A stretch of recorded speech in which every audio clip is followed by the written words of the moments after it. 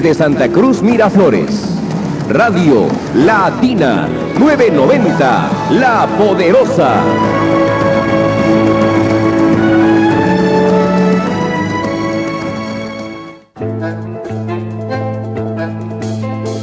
¿Quieres conocer temas de cultura, emprendimiento y las mejores estrategias en el mundo de los negocios? Acompáñame en Culturama con Brenda Vallejo todos los sábados de 1 a 2 de la tarde por Radio Latina, La Poderosa 990 AM. Los espero.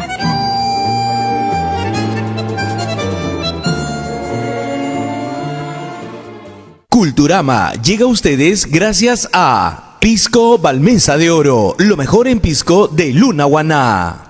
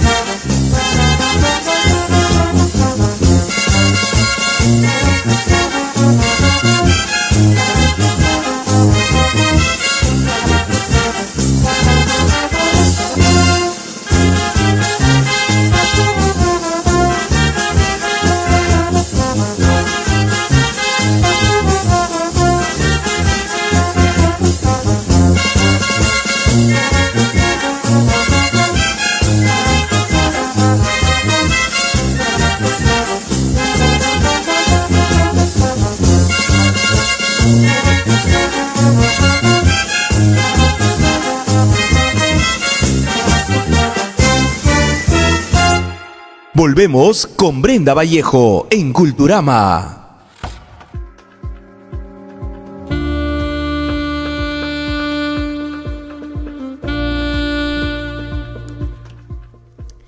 Muy bien, bienvenidos a Culturama con Brenda Vallejo Mesarina, este programa orientado a difundir cultura, ciencia, actualidad y las mejores estrategias de negocio.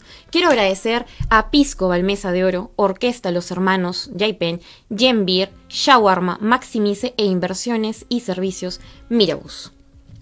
Bien, sabemos que ya estamos a puertas del Bicentenario, es algo realmente memorable para todos nosotros, para los peruanos, y hoy tengo un invitado especial, Julio Santos Ugaz, bachiller en Historia por la Universidad Nacional Federico Villarreal, ¿no? Cuenta con experiencia en gestión, conservación y organización tanto del patrimonio documental archivístico como de archivos administrativos y ha publicado un artículo titulado Un aristócrata provinciano de bajo perfil en la Lima urbana entre las décadas de 1840 y 1860 en la revista de Historia y Cultura Tiempos, número 8, noviembre de 2013. Bienvenido, Julio, un gusto tenerte con nosotros. ¿Cómo estás? Bueno, muchas gracias, Brenda. Ante todo, agradecerte por la invitación, ¿no? Y un saludo a todos tus oyentes, a tus órdenes, ¿no? Claro que sí, vamos a empezar hablando, ¿no? Esta vez sobre la colección de libros del Bicentenario, 200 años de historia en ficción. Muchas gracias, Juan Manuel Chávez, por hacerme llegar esta colección tan interesante de libros, ¿no? Y retrocedemos entre los años 1820 y 1821, ¿no? Hablamos de Basil Hall, un viajero escocés que vivió en aquella época, ¿no? Y tenemos el libro Basil Hall, Extractos de un diario Perú, 1821. Este es un libro que es parte de la colección del Bicentenario, ¿no? Y también, bueno, nos comenta los hechos que acontecieron previo a la declaración de la independencia, ¿no? Según tus investigaciones, ¿qué podrías comentarnos al respecto, ¿no? ¿Cómo se encontraba el Perú en esa transición hacia su independencia? A ver, para poner un poco en contexto lo que es el proceso de la independencia del Perú, hay que remontarnos unas décadas hacia atrás, partiendo desde la digamos, invasión de Napoleón a España. ¿Qué sucede en esos hechos? El rey Fernando VII es destronado del poder y Napoleón coloca a su hermano José como emperador, como rey de España, ¿no? Pero esta noticia, cuando llega al continente americano, provoca una reacción en contra de Napoleón, ¿no? Entonces, lo que sucede en eso es que la respuesta digamos, de los virreinatos americanos es organizar juntas de gobierno para poder reconocer a Fernando VII como su rey legítimo, ¿no?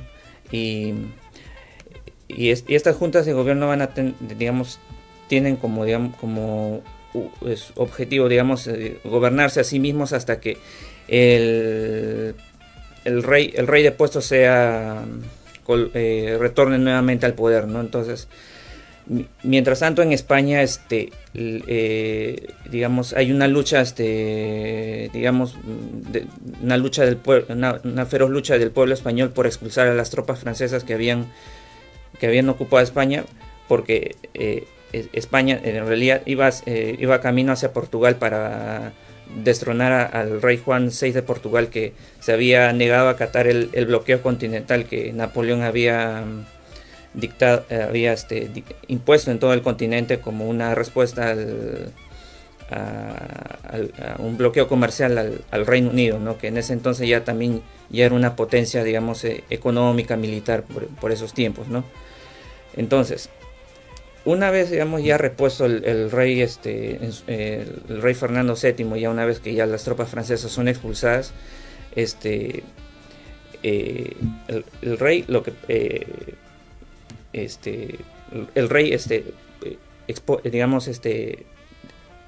ya no pone, digamos, en práctica lo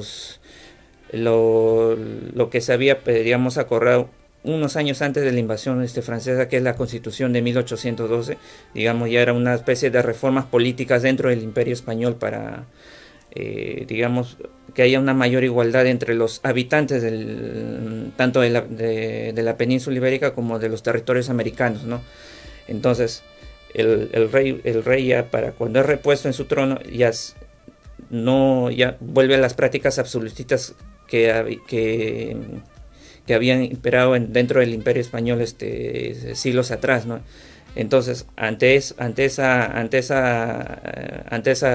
reacción, ante esa respuesta del rey, en los territorios americanos, ya las juntas de gobierno que ya estaban, ya, digamos, establecidas, lo que hacen ya es comenzar los procesos de lucha por separarse de España, ¿no? Digamos, ya es una respuesta, digamos,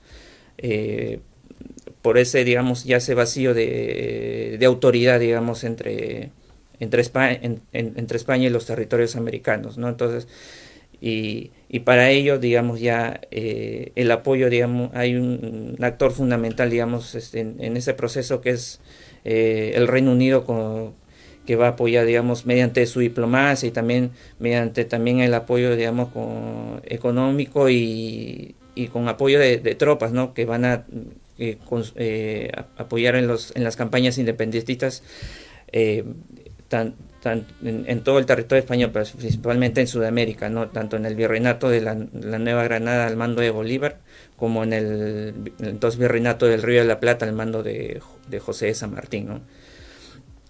Ahora, para el caso digamos del Perú, ya digamos en el virreinato, ya una vez digamos que San Martín digamos ya había consolidado digamos la independencia del Río de la Plata, así como de la Capitanía General de Chile, ¿no? Ya entonces comienzan su avance hacia el Perú, ¿no? Entonces llegando, digamos, a Pisco en septiembre de 1820, ¿no? Al mando de la Escuadra Libertadora del Sur, ¿no? Entonces, y ahí, digamos, San Martín obviamente acá en el Perú no lo va a tener fácil, digamos, ¿no? Entonces, porque va a encontrar, digamos, resistencia por parte de las tropas realistas que de una u otra forma, digamos, le eran leales al imperio español, ¿no? Al rey Fernando VII, y entonces y en cierta medida también un poco digamos de la población, ¿no? Aunque digamos en su gran mayoría ahí digamos, claro, al inicio, ¿no? Cuando San Martín recién llega, pues se encuentra un escenario bastante turbulento, ¿no? Sin embargo, sabemos que luego de la interacción con la población, mucha gente también lo aprecia, ¿no? Y lo toman como un hombre muy cortés, muy noble, ¿no? Totalmente diferente a lo que se solía ver en esas épocas, ¿no? La gente vivía con cierto recelo, desconfiaba mucho el uno del otro, pero bueno, llega San Martín y sabemos que él, pues con palabras tranquilizaba a la gente, ¿no? Muchas mujeres corrían pidiéndole ayuda, ¿no? Mucha gente se respaldaba en él. Y Basil Hall también nos comenta en su libro, pues que él era visto con una persona bastante sincera, ¿no? Una persona noble, que podía apoyar al pueblo, ¿no? Y bueno, quisiera que nos comentes también, ¿no? ¿Cómo se encontraba organizado el ejército de San Martín, ¿no? Justo en esas épocas, y qué acciones realizaba para asegurar la independencia, ¿no? ¿Cuál era el verdadero propósito de San Martín al independizar el Perú, ¿no? Sabemos, bueno, en el libro nos menciona en junio de 1821, San Martín reacciona, ¿no? Ante una eventual insurrección de los españoles, ¿no? Y también nos dice que, pues, él no tenía intenciones ya de gobernar el Perú, ¿no? ¿Cómo nos puedes poner en ese contexto? Bueno, como bien lo menciona, ¿no? Viajero inglés, ¿no? Basil Hall, ¿no? Porque él logra entrevistarse personalmente con San Martín, ¿no? Esa descripción que tú has dado es justamente de la entrevista personal que él, digamos, tiene con San Martín un mes antes de proclamar la independencia, ¿no? En junio de 1821. Entonces, claro, ¿no? Digamos, a ver, el ejército de San Martín, o sea, sus tropas, eran prácticamente, provenían su mayoría de Chile, ¿no? Que ya recientemente ya lo había liberado del dominio español, ¿no? Pero y dentro de sus tropas también estaba Lord Cochrane, ¿no? Un almirante británico, ¿no? Que acompañó en todo el proceso de la campaña de San Martín, y que ya una vez, digamos, proclamada la independencia, termina peleándose, digamos, termina enemistándose con San Martín por ciertas discordias, ¿no? Entonces, y aparte que hay ciertas rencillas, ¿no? Porque veía que cierto recelo, porque al final él, digamos, Cochrane veía que San Martín digamos, quería de cierto modo llevarse la gloria a él, ¿no? Entonces no digamos, no había no había mucho, al final no hubo tanta empatía, ¿no? Entre ellos dos, no terminaron con una buena relación, ¿verdad? ¿Y cuál era la perspectiva, ¿no? de aquellos peruanos que vivieron en esas épocas, ¿no? Ante una posible independencia de la corona española, ¿no? Bueno, como ya hemos comentado, los disturbios que sacudieron a la población, ¿no? Vemos también escenarios donde los esclavos se levantan, la población pues realmente se siente muy atacada, ¿no? Tratan de levantarse ante pues todas las autoridades de la época. ¿Cómo termina el contexto, ¿no? ¿Cómo se va dando? A ver, dentro de la población, a ver, recordemos que tras retrocediendo un poquito, tras la rebelión de Túpac Amaru, digamos que él, digamos, como que se rebeló, digamos, por motivos económicos, digamos, por producto de las reformas borbónicas que se hicieron dentro del Imperio Español. Esa rebelión fue reprimida con una dureza muy, muy fuerte, ¿no? Con una crueldad que, digamos, que el impacto, digamos, de eso en la población hizo que, digamos, se atrevieran, digamos, muy poco, digamos, a hacer, digamos, alzamiento futuro, claro, a levantarse. A levantarse, digamos, en armas o alzarse contra el Imperio Español, ¿no? Pero también, digamos, que después de eso, digamos, en la década de 1810 también hubo, digamos, alzamientos, digamos, de Francisco de Sela en Tacna, ¿no? De los hermanos Angula en Cusco, pero digamos esos levantamientos, digamos, no tuvieron un impacto mayor, digamos, ¿no? dentro de digamos, de la población, en parte porque fueron reprimidos por el virrey de ese entonces, José Fernando de Abascal, ¿no? Entonces, no es, digamos, ya cuando las noticias, digamos, de las independencias, digamos, de los virreinatos vecinos, del virreinato vecino del Río de la Plata y de Chile, ¿no? Que es, digamos, que como que ya en la población, digamos, va creciendo, digamos, hasta cierto punto ya los deseos se va contagiando esos deseos de separarse, digamos, de España, ¿no? Pero también hay que recalcar también un detalle que dentro de los criollos, digamos, dentro de la élite criolla, hubo sí, digamos, personas como Torre, como Ribagüero, digamos, y ciertos grupos, digamos, de la nobleza limeña que apostaron, sí, estaban convencidos de que había que independizarse del país, pero digamos, había también una gran mayoría de ellos que no tenía, digamos, ese sentimiento, ¿no? de quererse separar, en parte porque ellos vivían de las rentas del estado virreinal, pues, ¿no? Entonces, digamos, que separarse así bruscamente no les convenía, digamos, en términos económicos, claro. ¿no? Claro, definitivamente no les iba a convenir, ¿no? Es verdad todo lo que nos dices, es súper interesante toda nuestra historia, todo lo que ocurrió en esos años. Realmente es importante tenerlo presente porque ya estamos a puertas del Bicentenario, ¿no? Hay algo que me llamó bastante la atención, de lo cual no se habla mucho y pues en el colegio, digamos, no te lo enseñan, ¿no? Y es algo que es relacionado a la libertad del vientre, ¿no? Voy a leer un fragmento del libro, ¿no? Menciona, a ver, dice. Puedo mencionar acá que una de las primeras proclamaciones de San Martín fue declarar la libertad del vientre. Cualquier persona nacida después del 15 de julio de 1821, día en que se anunció la independencia de Lima por primera vez, era libre. ¿Qué nos podrías comentar acerca de eso? Bueno, claro, efectivamente ese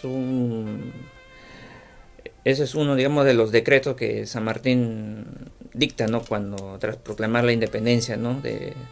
del país, ¿no? Pero en los hechos, digamos, se practicó prácticamente poco, ¿no? Porque, digamos, en cierto modo, la esclavitud, digamos, después de eso continuó, digamos, ¿no? En las haciendas de la costa, todo, hasta 1853, más o menos, cuando ya Ramón Castilla es quien verdaderamente ya termina por abolir la esclavitud, ¿no? Él es el que, digamos, termina, digamos, ya por abolir definitivamente el sistema en el país, ¿no? También se menciona, pues, que aquellos que eran esclavos, ¿no? Si decidían, ¿no? Pertenecer a la milicia, ¿no? El cuerpo militar, inmediatamente eran libres, ¿no? ¿Qué pasó con ese decreto? Bueno, recordemos que también dentro de las tropas, digamos, patriotas, también habían pues participación de esclavos, también hubo participación de algunos grupos indígenas a manera de guerrillas, ¿no? Entonces, o sea, claro, aparte que, como digo, como que digamos las ideas independentistas como comenzaron ya a calar en la población, y esa promesa, ¿no?, de que iban a ser libres, entonces digamos llevó a que muchos esclavos digamos pasaran a formar parte del ejército patriota, ¿no?, tanto del ejército de San Martín como del ejército de Bolívar, ¿no? Claro, en realidad sí, pues todo eso es lo que venía ocurriendo, y es muy interesante leer este libro, ¿no? Extractos de un diario, Perú en 1821, ¿no? De la colección de libros del Bicentenario, ¿no? Es bastante interesante recordar nuestra historia, ¿no? Y seguir aprendiendo, ¿no? También hay otro libro muy interesante de la misma colección, El barco de San Martín, ¿no? Por Juan Manuel Chávez. Puede decirse que el relato pues transcurre, digamos, en dos tiempos distintos, ¿no? Uno, que viene a ser el tiempo actual, ¿no? Caracterizado por la joven Bianca y sus compañeros, ¿no? A través de la clase, digamos, de historia, comienzan a interesarse, ¿no?, sobre los eventos históricos asociados a la gesta del libertador José de San Martín, ¿no? Y bueno, el otro tiempo también, que es el cual corre paralelo al primero, ¿no? Transcurre en tiempos del propio San Martín, ¿no? En pleno siglo ya XIX, cuando, bueno, digamos, vive en Europa en su propio autoexilio, ¿no?, de tierras americanas, ¿no? Y en esta parte de la novela figura, ¿no?, a San Martín, ¿no?, como trasciende hacia su lado humano y familiar, ¿no? Hay relatos de él con su familia, mencionan a su hija, ¿no? Y bueno, de hecho también la misma personalidad de San Martín y su enorme gesta libertaria en tres países sudamericanos, ¿no?, como lo son Argentina, Chile y Perú, ¿no?, que bueno, han ocupado para la gran mayoría de personas cualquier conocimiento de su vida familiar y del lado humano del personaje histórico.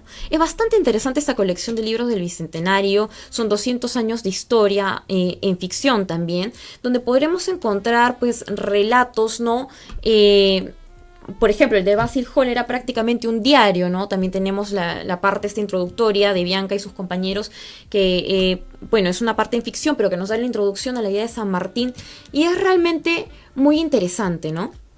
Y bueno, trasladándonos ahora al Perú contemporáneo, ¿cómo nos encontramos como sociedad según tu perspectiva, ¿no? ¿Cuál es la importancia de expresar al peruano actual su relación con la cultura o la ciencia? A ver, respecto al peruano con la cultura, digamos, yo personalmente veo que hasta ahora, digamos, la gente, digamos, no estaba tan, digamos, tan familiarizada digamos, con los temas culturales.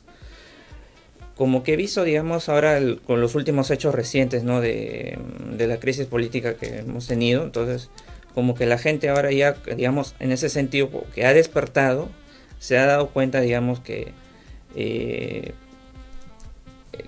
es necesario, digamos, conocer, digamos, nuestras leyes, conocer, digamos, y nuestra historia también para no repetir, digamos, todo este círculo vicioso que lamentablemente hemos estado viviendo en estos 200 años desde que se fundó la República. Claro, ¿no? Imagínate, sin historia, pues realmente volvemos a cometer los mismos errores, ¿no? Imagínate que no supiéramos lo que pasó realmente con el terrorismo.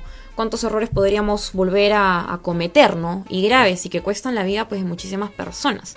Ahora, tú como historiador, pues, y que también has participado en reconstrucciones y todo el tema, ¿no? ¿Qué opinas sobre la noticia que salió sobre, bueno, Ruth Chay, ¿no? Que ella es una reconocida y destacada arqueóloga peruana, ¿no?, recientemente elegida para integrar este año la prestigiosa lista de la BBC 100 Women, bajo el lema Mujeres que lideran el cambio, ¿no?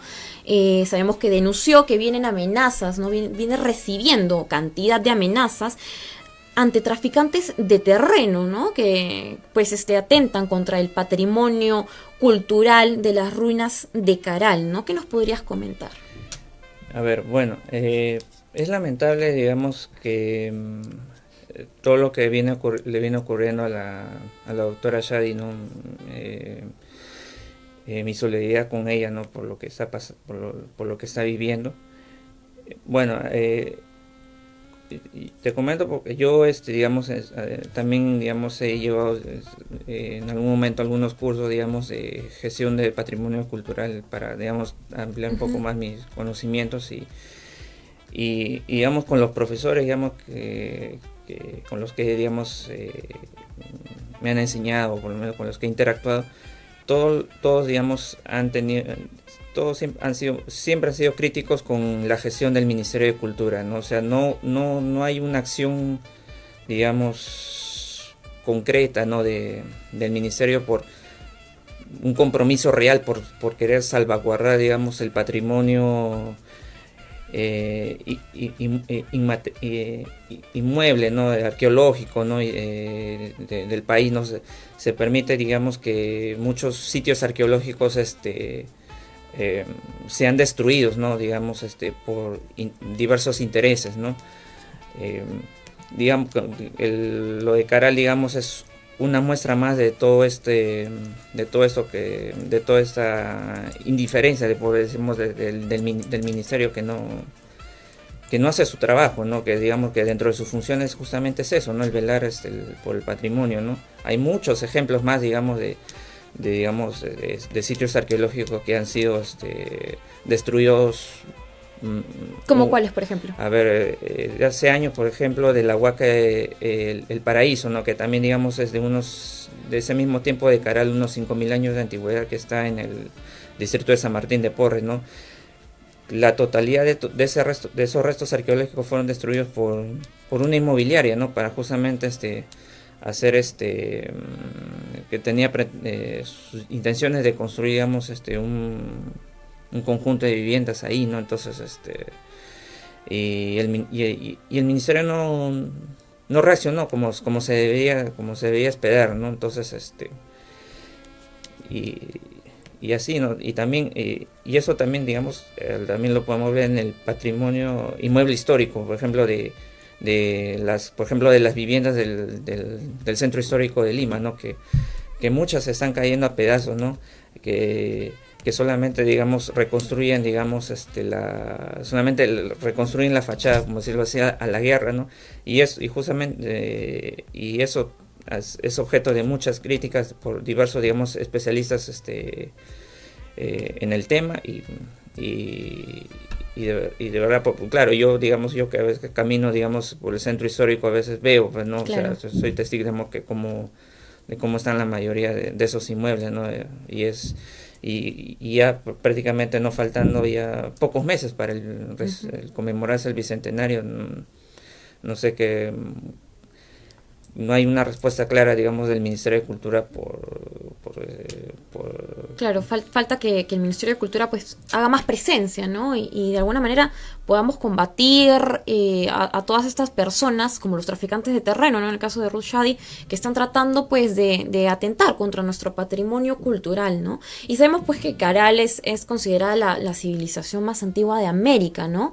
Recuérdanos tú, en tu postura de historiador, ¿por qué es importante no dar paso al costado con estas denuncias y hacer frente para poder, de una vez por todas, conservar bien a Caral? Bueno, como tú bien lo has dicho, Caral ha sido una civilización con más de 5.000 años de antigüedad, que ha estado, digamos, al nivel, digamos, de civilizaciones mundiales como la de Egipto, Mesopotamia, ¿no? Entonces, su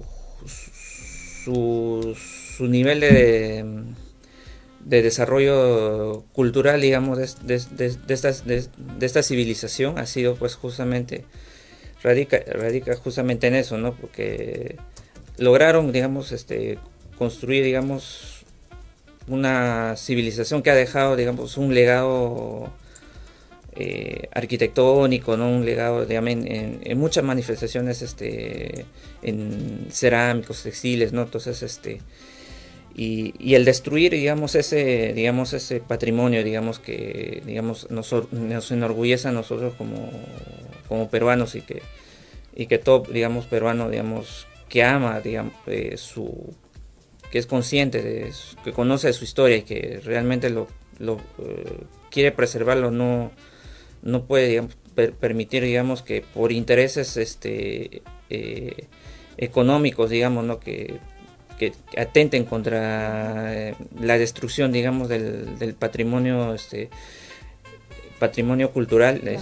En nombre, digamos, en nombre, digamos, entre comillas, del desarrollo, digamos, económico, ¿no? No puede, digamos, borrar de un plumazo, ¿no? Toda nuestra historia, ¿no? Claro, toda nuestra historia, que en realidad es parte de, no solamente del Perú, sino también es historia del mundo, ¿no? ¿Cómo vamos a permitir que por traficantes de terrenos, o como tú muy bien mencionas, no temas económicos, podamos pues permitir que borren parte de nuestra historia, nuestro pasado, que es algo de lo que tenemos que sentirnos muy orgullosos, ¿no? Tenemos acá una pregunta de Víctor Manuel Villagómez.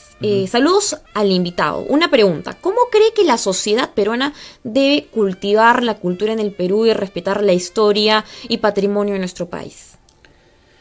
A ver, muchas gracias por la pregunta. Para empezar, conocer la historia, ¿no? Debe empezar por leer, digamos, un poco más, digamos, conocer más la historia de nuestro país, ¿no? Entonces, por ejemplo, ¿no? Empezando a leer, digamos, libros, a ver, yo recomiendo, para que por lo menos se tenga una idea más o menos de cómo ha sido nuestra historia, digamos, en estos 200 años, yo recomiendo los libros de el libro de Marcos Cueto y Carlos Contreras, que se llama Historia del Perú contemporáneo, ¿no? Es un libro, digamos, muy sencillo, digamos, para que no es complicado, digamos, de fácil lectura. Otro también es Nación y Sociedad, de Pietra Claren, digamos, que también te explica, digamos, de una manera, digamos, coloquial, o sea, didáctica, ¿no? Cómo ha ido evolucionando, cómo ha sido el desarrollo de toda nuestra historia, ¿no? Para que la gente, digamos, entre, digamos, a conocer más nuestra historia, ¿no? También, digamos, como yo lo había dicho en cierto momento, también conocer un poco más, digamos, sobre nuestras leyes, ¿no? Hasta cierto punto también conocer un poco más sobre lo que hacen también nuestros políticos, ¿no? También para no estar, digamos, repitiendo, como ya lo dije, este círculo vicioso de que elegimos cada 5 años autoridades, presidentes, congresistas, ¿no? Alcaldes, y que y en el desarrollo de sus funciones terminan siendo tremendos corruptos, nos terminan decepcionando, y después estamos en ese círculo de estar protestando y así, no podemos... Muy bien, sí, claro, es cierto lo que nos mencionan, ¿no? Tenemos que seguir culturizándonos y, como tú mencionas, leer, ¿no? Porque el aprendizaje empieza por uno mismo, ¿no? También les recomiendo mucho la colección de libros del Bicentenario, 200 años de historia en ficción, donde van a encontrar, lo que hemos estado mencionando, ¿no? El diario de Basil Hall, los extractos de un diario Perú 1821, también los de Juan Manuel Chávez, el barco de San Martín, hay muchísimos otros que les van a encantar. Pónganse en contacto para poder adquirir esta colección tan interesante. Tenemos una llamada, me informan. A ver, adelante, por favor. Hola, ¿qué tal? Buenas tardes. Mi nombre es Eduardo Francis y quería hacerle una consulta. De acuerdo a lo que está hablando el historiador, quería hacer una pregunta sobre cómo ves la antigua administración antiguamente, ¿no? De todo lo que se habla de José San Martín y todo el virreinato. ¿Cómo ves la antigua administración de la política, de la población en realidad, con la actualidad, ¿no? Y aparte, felicitar al programa por motivar a los jóvenes como yo a culturizarnos, ¿no? De temas culturales. Gracias. Ok, muchísimas gracias. A ver, ¿qué nos podrías decir? ¿Cómo ves la diferencia, ¿no? Entre los temas políticos pasados ahora? A ver, San Martín dijo alguna vez que el Perú no estaba preparado para gobernarse a sí mismo, ¿no? Cuando él llegó al Perú vio que el clima, digamos, político, social de ese entonces era muy inestable, ¿no? Entonces, de ese tiempo hasta ahora no ha habido ningún cambio, más bien las cosas han empeorado, ¿no? Entonces, lamentablemente, ¿no? De ahí, digamos que hasta cierto punto, digamos, San Martín, digamos, planteaba, digamos, la idea de que el Perú fuera una monarquía, ¿no? Una monarquía constitucional, porque él veía que nosotros no estábamos preparados para un sistema que era ultramoderno para aquella época, que era el sistema republicano, ¿no? Porque él veía que de todas maneras iba a haber, digamos, conflictos de caudillos, digamos, de intereses particulares de uno y otro, que lamentablemente ocurrieron cuando se consolidaron, ¿no? Y así estuvimos con una gran inestabilidad política. No, que perdura hasta el día de hoy, ¿no? Lamentablemente que perdura. O sea, lo acabamos de ver con toda la crisis política que acabamos de vivir, ¿no? Cómo se levantó el pueblo. Y realmente que también lo vemos acá en los extractos de Basil Hall, cómo se levanta el pueblo, ¿no? Siempre las personas están tratando de ser escuchadas. Tenemos también la participación de Per Oscar, ¿no? Buen aporte para recordar la cultura de Caral. Y también una pregunta, ¿no? ¿De qué manera se puede incentivar la investigación en la historia del Perú hacia los estudiantes escolares? ¿Y de qué manera afecta el hecho de la limitante de visitar museos, ¿no? Son fuentes primarias, pues, ¿no? de conocimiento en la comprensión de la historia del Perú? A ver, con respecto, digamos, a ver, a los textos escolares, digamos que yo, digamos, personalmente he crecido, digamos, con lo que respecta a lo que es la enseñanza de la historia con ideas cerradas, ¿no? Y esto, en parte porque que es producto, digamos, de los debates que se dieron por el sesquicentenario de la independencia del país, ¿no? En 1971, ¿no? Al cumplirse los 150 años se organizó una comisión justamente para hacer todo esto. Entonces, y producto de eso, digamos, de todos esos debates, es que, digamos, se creó una historia oficial que hasta cierto punto distorsionó, digamos, la enseñanza de la historia. Entonces, en mi caso personal, ¿no? Yo cuando, por ejemplo, yo que crecí leyendo, por lo menos a partir de la primaria, con libros de Escuela Nueva, ¿no? Claro. Es una editorial que... A ver, tenemos una llamada, ¿verdad? Me comunican, sí. Para llamadas recuerden que pueden comunicarse al 441-4512. A ver, adelante. ¿Cuál es su nombre y de qué distrito nos llama? De acá de Puente Piedra, José. José, muy buenas tardes. Coméntanos. Buenas tardes.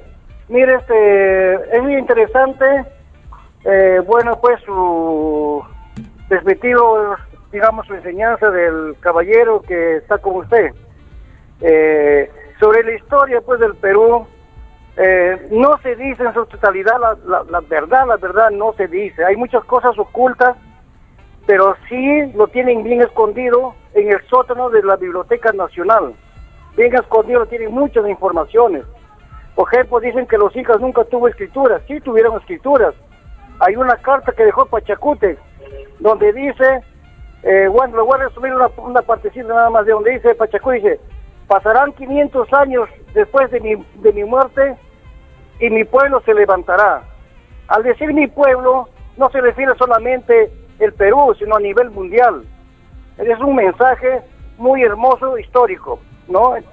Ahora, sobre la historia actualizada y la anterior, pues vuelvo a repetir, no se está informando lo que es justo. Aún peor, que ahora en los colegios ya los niños y los universitarios actuales que están ahorita en la universidad no saben quiénes son los Miguel Grau. Les enseñan la fotografía de Miguel Grau, por ejemplo, los Messi, no lo conocen, porque ese curso de historia del Perú, Fujimori lo sacó del colegio, le sacó el curso de economía, muchos otros, como 4 o 5 cursos hemos sacado, pero ningún profesor ningún historiador, ningún ministro dice que, pues, para que se retorne esos cursos en los colegios. Entonces, si un niño no sabe historia del Perú, nunca va a saber en futuro qué es lo que nos están robando. Sobre la economía de la época de los incas, ellos también practicaban la minería, pero nunca han contaminado sus ríos, sus lagunas, nunca. Su economía de ellos era el trueque, y vivían felices. Todos tenían en abundancia comida, tierras de cultivo en abundancia.